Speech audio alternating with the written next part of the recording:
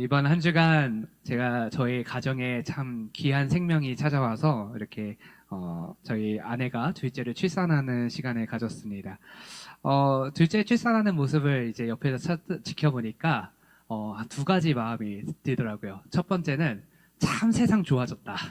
네, 요즘에 그 정말 의료 기술이 발전하면서 첫째를 낳았을 때랑 둘째를 낳는 지금 불과 6년밖에 지나지 않았음에도 참 많은 기술의 발전이 있더라고요. 그래서 참 세상 좋아졌다라는 마음이 또 생겼고, 또 두 번째 마음은 야, 생명이 이 땅 가운데 태어나는 데 있어서는 이 고통이라는 게 수반이 되는구나. 그걸 알게 됐어요. 그래서 이 생명을 볼수록 고통의 크기가 크기 때문에 이 생명이 더 아름답고 참 소중하다라는 걸 깨닫게 됩니다. 근데 아마 우리 영혼들도 마찬가지일 것 같아요. 새로운 생명, 새로운 영혼을 우리가 만난다라는 것 쉽지 않은 일이죠. 많은 고통이 수반되는 일입니다. 그러나 그 고통되는 시간들을 지나고 나면 그 영혼이 우리의 새로운 가족이 되고 함께 영적인 공동체 안에 머물게 됐을 때, 지난 나의 그 고통은 다 잊어버릴 정도로 참 행복한 시간을 누리게 되는 거죠. 정말 제가 옆에서 아내를 보면서 그런 생각들을 많이 하게 됐는데요. 또 참 좋았던 것이 있었어요. 이렇게 아내의 병간호라고 해야 될까요? 이렇게 간호를 하다 보니까 생각 외로 책 읽을 시간이 많아서 너무 책 읽는 걸 또 좋아하는 저로서는 행복한 시간을 가졌습니다. 근데 이 책을 읽다 보니까 오늘 본문의 말씀과 굉장히 유사한 그 점들을 발견할 수가 있었어요. 제가 여러 가지 책들을 읽었는데 뭐 하나는 경제, 하나는 정치, 또 하나는 신학, 뭐 이런 상담, 전 상관없이 그렇게 책을 골라서 읽는데 읽다 보니까 또 오늘 본문의 말씀을 묵상하다 보니까 책에서 하는 이야기들 그리고 이 성경에서 하는 이야기 그리고 제가 이렇게 병원에 있으면서 또 세상 돌아가는 이야기 그런 것들을 들어봤을 때, 오늘날 우리 시대, 우리들이 살아가고 있는 세상은 갈등이 계속되는 시대구나라는 것을 확인할 수가 있었습니다. 우리 오늘 세상을 살펴보면 정치, 경제, 사회, 문화, 교육, 정말 전반에 걸쳐서 분열되고 갈등을 겪게 되는 그러한 시대를 우리가 살아가고 있죠. 정치적인 이념으로 친구와 가족들이 갈등을 갖기도 하고요. 또 계층 간에 가진 자와 갖지 못한 자, 또 내가 갖고 있다라고 생각하는 자와 갖고 있지 못하다라고 생각하는 사람들 사이에 그 갈등은 점점 더 깊어지고 있습니다. 세상만 그러하느냐? 그것이 아닙니다. 세상뿐만 아니라 교회 또한 그러한 갈등에서 예외는 아닙니다. 다양한 배경, 신앙의 색깔, 또 신앙적인 생각과 취향, 그러한 것들이 한 공동체 안에 모여 있으면서도 우리는 진정으로 하나 되지 못하고 묵인된 갈등 속에서 신앙의 본질이 때때로 흔들리기도 합니다. 우리가 지난주 바울과 빌립의 모습도 함께 보았죠. 서로 원수였던 자들이었지만 이 빌립은 바울을 환대하였고 또 함께 집에서 머물면서 그를 함께 울고 축복하며 파송했던 빌립의 모습을 보았습니다. 그러한 모습이 우리 공동체 가운데 있어야 할 것 같고 또 그러한 모습이 교회의 일반적인 모습이어야만 할 것 같은데 우리가 오늘날 교회의 모습을 보면 갈등과 대립이 계속되는 것이 현실입니다. 이러한 때에 본문의 말씀은 우리 공동체에게 큰 울림을 주고 또 우리 한국 교회와 우리들의 신앙의 삶 가운데 큰 교훈을 줍니다. 우리가 오늘 본문을 통하여서 어떻게 우리가 이런 갈등의 사회 속에서 살아가야 되는가 그걸 함께 살펴보고자 합니다. 오늘 본문에 앞서서 고린도 교회가 어떠한 교회인지를 먼저 확인해 볼 필요가 있어요. 이 고린도 교회는 바울이 제2차 전도 여행 때에 그때 개척한 교회입니다. 고린도에서 개척해서 고린도 교회예요. 그리고 바울이 2차 전도 여행 중에 1년 반이라는 시간을 고린도 교회를 개척하고 그 교회가 교회다워질 수 있도록 목양을 했습니다. 그래서 바울의 입장에서는 고린도 교회는 참 애틋한 교회이기도 했어요. 마음이 많이 가는 교회였습니다. 그런 그가 우리가 지난주 보았던 에베소 장로들과 이렇게 인사를 하고 예루살렘으로 떠나는 장면, 그 에베소 교회에 있었던 제3차 전도 여행 시기에 한 소식을 듣습니다. 그 소식의 내용이 무엇이었냐면 고린도 교회에 분란이 일어났다라는 소식이었어요. 그 소식을 듣고 참 마음이 아파서 편지를 쓴 게 바로 고린도 전서입니다. 고린도 교회가 개척되어지고 또 그가 그것을 목양하다가 떠난 지 3년이 지난 그때에 들렸던 소문, 교회가 분란이 일어났다. 참 바울의 마음이 많이 아팠을 것 같아요. 그러면서 목양의 마음을 담아서 쓴 목양서신, 그게 바로 고린도 전서인데요. 이 고린도 전서 또 고린도 교회, 그 배경이 되는 고린도라는 도시는 그 당시에 굉장한 다문화, 다인종들이 뒤섞여 있는 곳이었습니다. 그래서 그 고린도라고 하는 지역은 워낙 다양한 사람들이 모여 있기 때문에 서로가 출신지가 어디냐, 인종이 어디냐, 어떤 문화 속에 살아가느냐, 이제 그런 것들을 서로가 인정해 주면서도 그것이 다르기 때문에 다툼도 많았던 도시가 고린도였어요. 그리고 교회는 항상 사람들이 모이는 곳이기 때문에 그 사람들의 문화, 그 사람들이 갖고 있는 생각이 교회 안으로 들어오게 됩니다. 그래서 고린도 교회의 모습을 보면서 우리는 갈등 없어. 그렇게 이야기할 필요가 없어요. 그냥 그 문화가 자연스럽게 교회 안에 들어오게 되고 그 교회 안에서 벌어진 그 문제들을 바울은 어떻게 바라보았는가, 그리고 어떻게 해결책을 제시하고 있는가, 우리는 그것에 중심이 되어서 오늘 말씀을 살펴보면 됩니다. 오늘 본문의 말씀을 본격적으로 보겠습니다. 우리 본문의 10절을 보면 이렇게 이야기가 나옵니다. 형제들아, 내가 우리 주 예수 그리스도의 이름으로 너희를 권하노니 모두가 같은 말을 하고 너희 가운데 분쟁이 없이 같은 마음과 같은 뜻으로 온전히 합하라 라고 말하죠. 문제가 생긴 공동체, 만약에 이렇게 한번 생각해 봅시다. 여러분들이 그럴 리는 아직까지는 없었지만 제가 열심히 막 목양을 하고 있는데 여러분들이 막 갈등을 일으키고 분열을 조장하고 막 그런 소식을 제가 들었어요. 그럼 제가 여러분들을 보면서 어떤 생각을 들까요? 이 지지리도 말 안 듣는 사람들아, 이렇게 생각을 하면서 뭔가 마음의 아픔 속에서 여러분들을 만나겠죠. 근데 바울은 그러한 소식을 들었을 때 어떻게 부르느냐? 형제들아 라고 얘기를 합니다. 형제들아. 교회가 분란이 일어나고 어떻게 보면 자신이 목양했던 그 목양지가 서로가 쪼개지고 갈등을 겪으면서 서로를 비난하고 있다는 소식을 들었을 때 마음이 아프지만 그들에게 사랑하는 형제들, 나의 형제다라면서 이야기를 했다라는 거예요. 그렇게 형제들아 라고 부르면서 뭐라고 얘기하냐면 주 예수 그리스도의 이름으로 너희에게 권한다, 권면한다 라고 얘기합니다. 사랑하는 여러분, 여러분들 이 자리에 왜 모이셨습니까? 제가 잘생겨서 모였어요? 그건 아니죠. 물론 무언은 긍정이다라는 얘기가 있는 걸 보면 대부분은 제가 잘생겨서 모인 것 같아요. 하지만 우리가 이 자리 가운데 모인 진짜 이유는 예수 그리스도의 이름으로 이 자리에 모였습니다. 제가 말씀을 전할 때 여러분들, 제가 말을 잘해서 여러분들이 이 강단에 절 세운 게 아닙니다. 예수 그리스도의 이름으로 제가 이곳에 세워졌고 예수 그리스도의 이름으로 여러분들에게 말씀을 전하고 여러분들은 예수 그리스도의 이름으로 이 말씀을 받는 거예요. 우리들의 관계, 우리들의 모임, 우리들의 공동체는 오직 예수 그리스도의 이름 안에서 운영이 되는 겁니다. 그래서 이 바울은 형제들아 라고 얘기하면서 그리스도의 이름으로 너희에게 권면한다. 다시 말하면 너희들 예수 그리스도의 이름 안에서 나의 권면의 이야기를 순종해야 한다라고 얘기를 하고 있습니다. 그 권면의 내용은 이와 같아요. 모두가 같은 말을 하고 너희 가운데 분쟁이 없이 같은 마음과 같은 뜻으로 온전히 합하라. 지금 바울은 이 분쟁이 터진 교회, 갈등하고 있는 교회, 분열하고 있는 교회를 향하여서 한 마음과 한 뜻으로 너희들이 하나가 되어야 된다라고 하는 연합의 이야기를 꺼내고 있습니다. 여러분, 예수 그리스도의 이름으로 바울이 얘기하는 것, 너희들의 문제, 너희들의 이러한 상황들의 유일한 해결책은 예수 그리스도의 이름 안에서 하나가 되는 것이다. 그게 바울이 이야기하고 있는 교회 공동체의 문제와 해결책입니다. 우리는 주 예수 그리스도의 이름, 그 이름으로 모였습니다. 교회의 정체성은 예수 그리스도의 이름에 있습니다. 교회 공동체가 연합할 수 있는 이유, 예수 그리스도의 이름에 있습니다.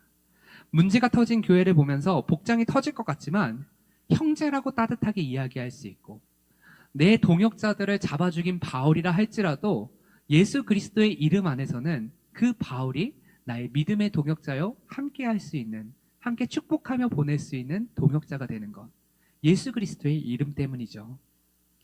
사랑하는 여러분, 이 자리 가운데 혹시라도 서로 미워하시는 분들 계십니까? 잘 생각해 보세요. 정말 왜 미워하게 됐는지. 제가 아내 옆에 있어 보니까, 아내가 이제 아프면서 이제 짜증이 많이 나잖아요. 근데 짜증이 많이 나서 이제 저한테 자기 몸도 움직이기 힘들고 막 짜증이 나니까 이것저것 자꾸 시켜요. 그러면 제가 그 시킬 때 어떤 생각을 하겠어요? 하기 싫은 마음이 있겠죠. 솔직히 짜증도 조금 나요. 아이, 그 정도는 너도 할 수 있는 것 같은데 싶으면서 왜 이걸 나한테 시키지? 그런 생각을 할 때도 있어요. 근데 제가 아내가 그런 이야기를 할 때, 아내가 뭐 이거 해달라, 저거 해달라, 이거 도와달라 할 때 제가 하는 이유는 아내를 사랑해서예요.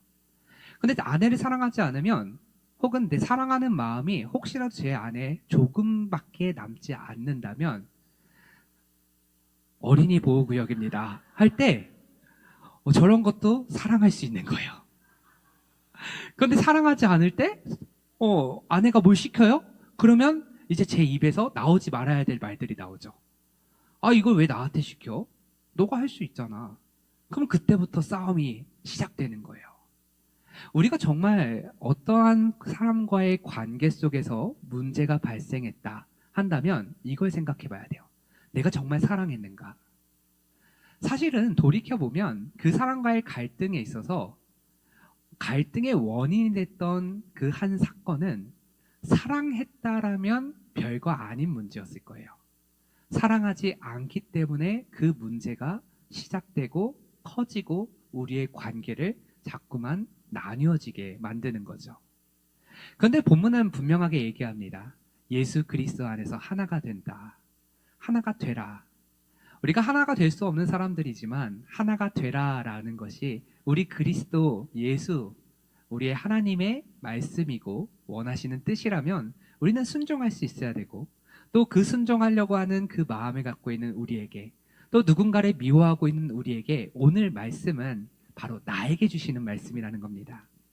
오늘 본문의 말씀을 본격적으로 살펴보면요, 자, 10절 하반절에 보면 분쟁이 없이 같은 마음과 같은 뜻으로 온전히 합하라 라고 하면서 한 마음을 품으라 라고 얘기를 하죠. 예수 그리스도의 이름 안에서 우리는 한 마음을 품어야 되는 존재들입니다. 우리는 예수님의 이름으로 모였기 때문입니다.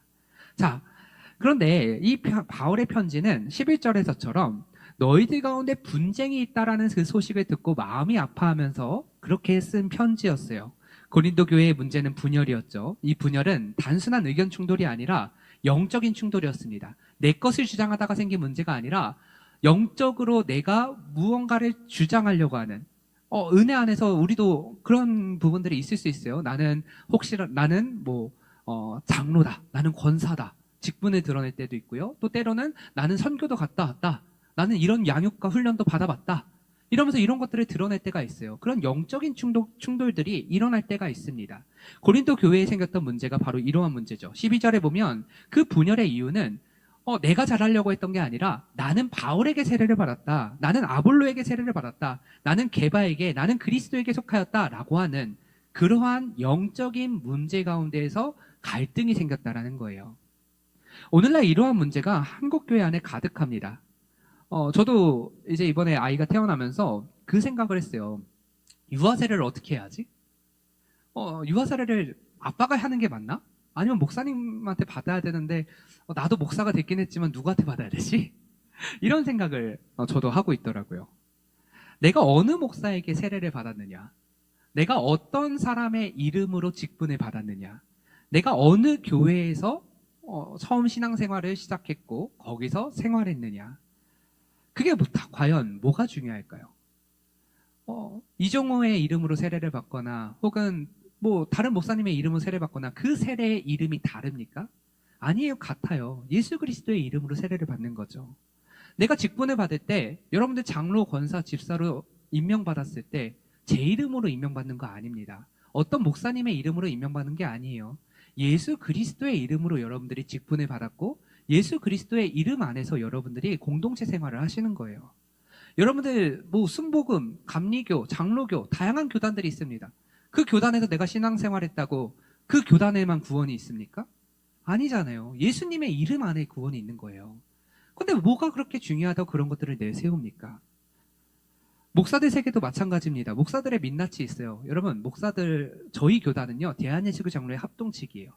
저희 교단에는 정말 고질적인 문제가 있습니다. 목사들 세계에 총총과 비총을 나뉘어요.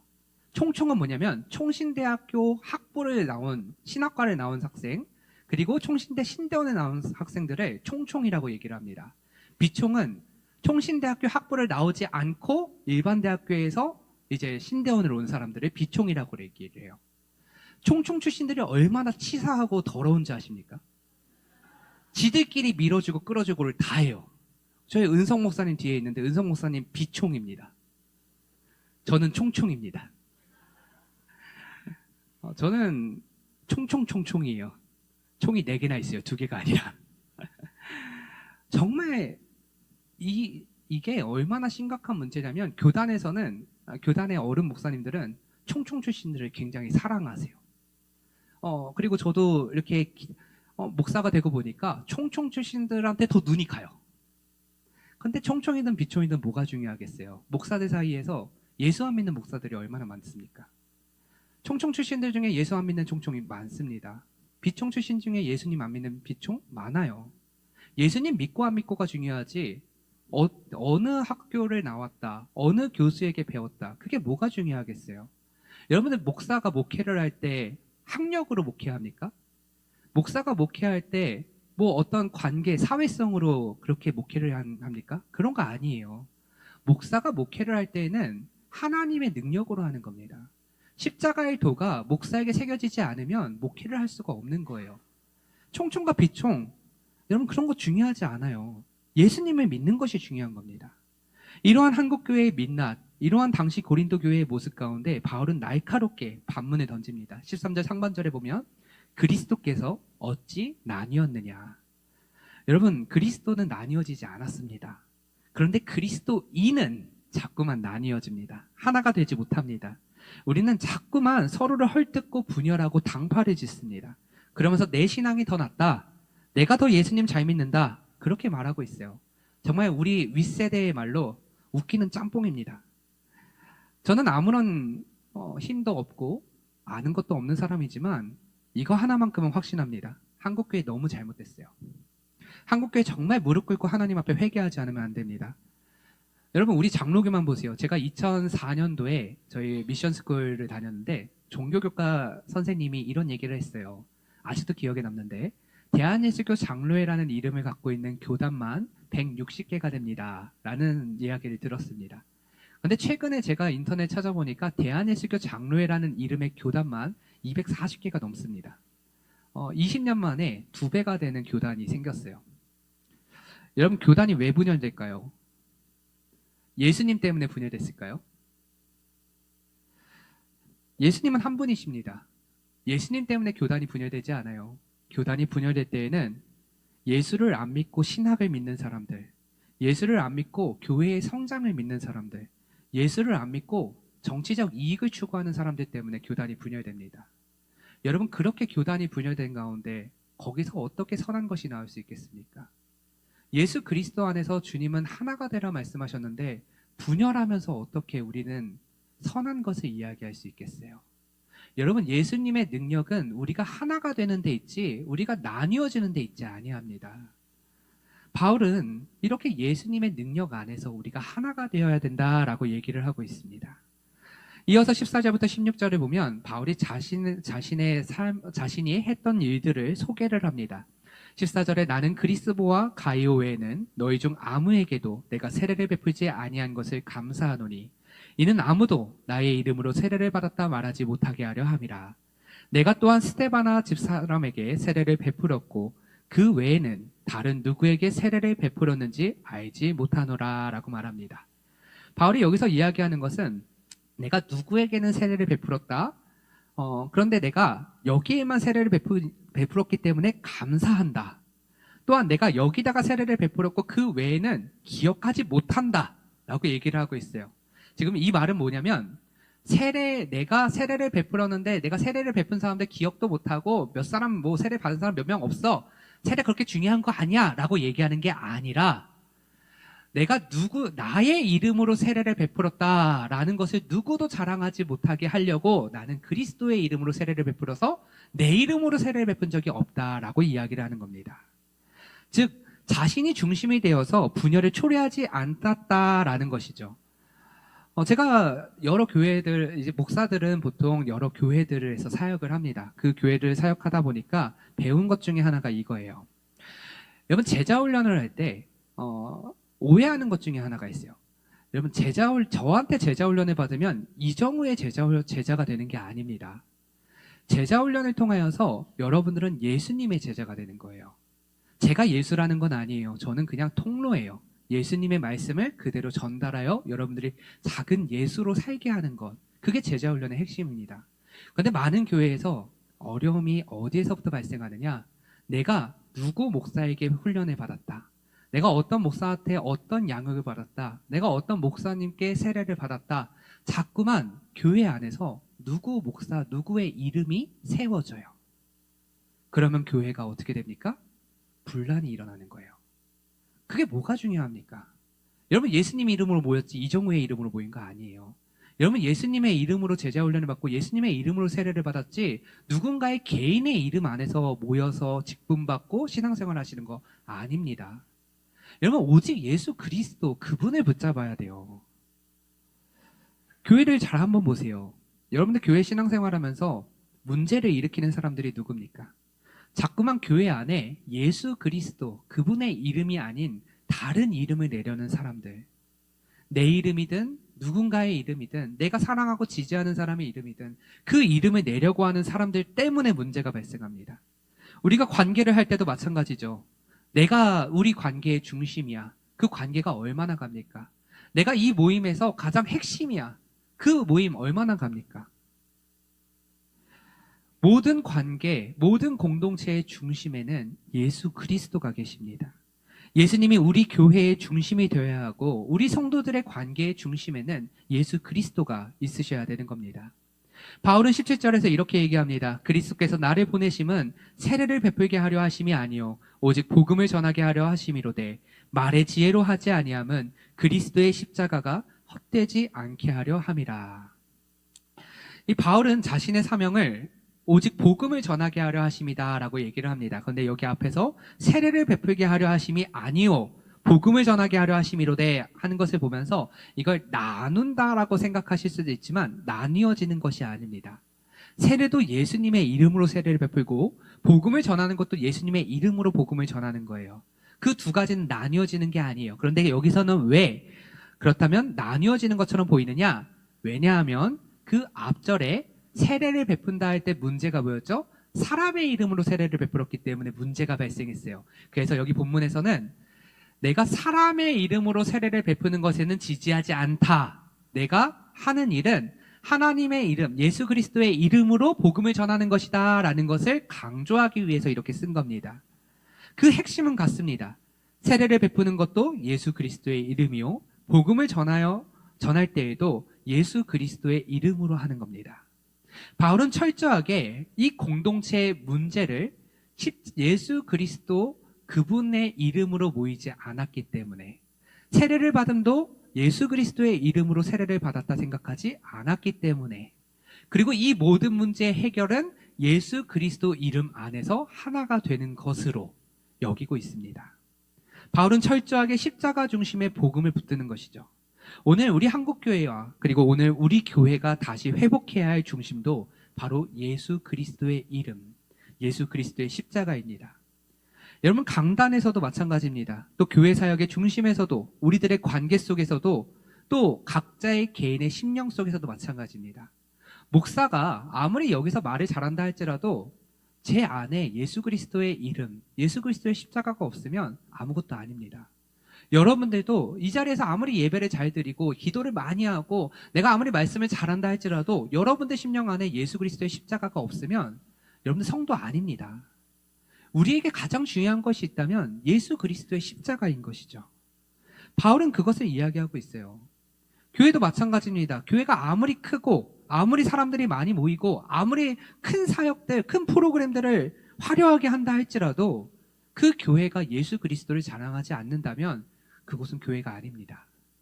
아무리 영적으로 우리 가운데 무언가 있어 보인다 할지라도 십자가가 없으면 그리스도의 사람이 아닌 것이죠. 그래서 성경은 오늘 본문의 마지막 18절 말씀을 우리에게 남깁니다. 십자가의 도가 멸망하는 자들에게는 미련한 것이요 구원을 받는 우리에게는 하나님의 능력이라. 정말 너무나 사랑하는 말씀이에요. 보통 성경은 17절까지를 끊어서 한 묶음으로 보지만 저는 18절까지가 한 묶음이라고 확신합니다. 왜냐하면 10절부터 17절까지 하는 이야기는 너희들의 문제의 원인, 바로 십자가의 도를 마치 미련하게 보이게 만들었다라는 거예요.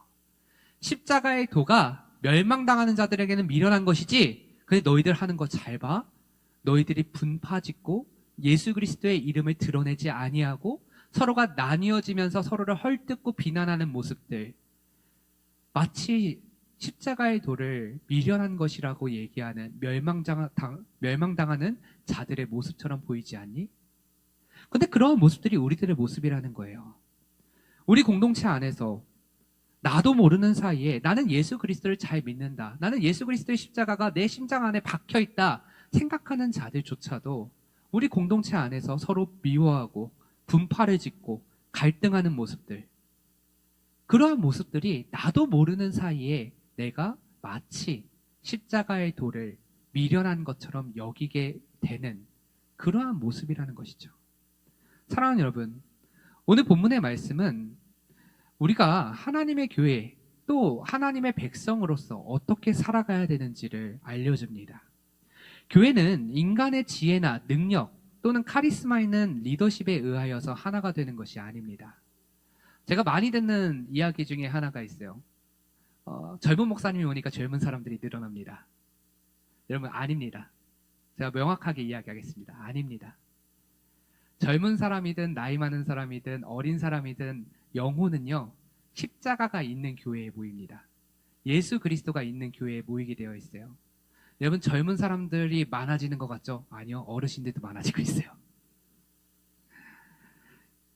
우리가 드러내야 되는 것은 오직 십자가의 복음입니다.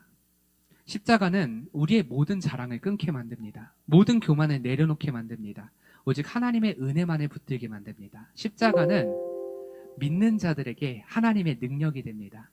여러분들 이 자리에 오실 때 잘나서 오신 분들 단 한 사람도 없습니다. 다 연약한 자들이에요. 다 무식한 자들이에요. 다 미련한 자들이에요. 그렇게 주님께서 여러분들 붙드셨어요. 그리고 십자가를 여러분들에게 주셨어요. 예수 그리스도 십자가, 그렇게 우리가 그걸 붙들니까 미련했던 내가 하나님의 일을 감당할 수 있게 됩니다. 어리석었던 내가 하나님의 지혜를 얻게 됩니다. 정말 어찌하면 인생에서 나와 같이 미천한 자가 있을까 생각했던 나라는 존재, 하나님께서 귀하게 여기셨습니다. 그게 십자가의 도고, 그것이 우리에게 있어서 하나님의 능력입니다. 하나님께서는 이렇게 미련한 자, 약한 자, 천한 자, 멸시받는 자를 택하여서 하나님의 일을 이루시기를 원하십니다. 그 일을 위하여 우리가 해야 될 것은 단 하나예요. 누구의 이름이 아니라, 내 이름이 아니고 누군가의 이름이 아니라 오직 예수 그리스도의 이름, 그분을 자랑하는 것입니다. 오늘 말씀 앞에서 결단했으면 좋겠어요. 여러분, 사람을 바라보는 시선을 거두시기를 바랍니다. 오직 예수 그리스도의 십자가를 붙드시기를 바랍니다. 분열을 멈추고 십자가 안에서 하나 되시기를 바랍니다. 내 자랑을 내려놓고 주님만을 자랑하셨으면 좋겠어요. 그럴 때 우리 교회는 정말 십자가의 도가 하나님의 능력이구나라는 것을 우리 모두뿐만 아니라 지역사회와 열방 또한 인정하게 될 것입니다. 우리가 바라는 게 그게 아니겠어요? 하나님이 기뻐하시는 교회, 하나님께서 기뻐하시는 우리의 모습, 하나님이 기뻐하시는 이 열방, 우리 예수 그리스도께서 중심이 되어주시는 교회가 될 때 그러한 성도의 삶을 통하여서 우리 하늘의 교회 정말 하나님의 능력을 맛보게 될 줄 믿습니다. 그러한 우리 교회를 통하여 생명을 살리고 영혼을 세우는 우리 모두가 되기를 간절히 축원합니다. 기도하겠습니다.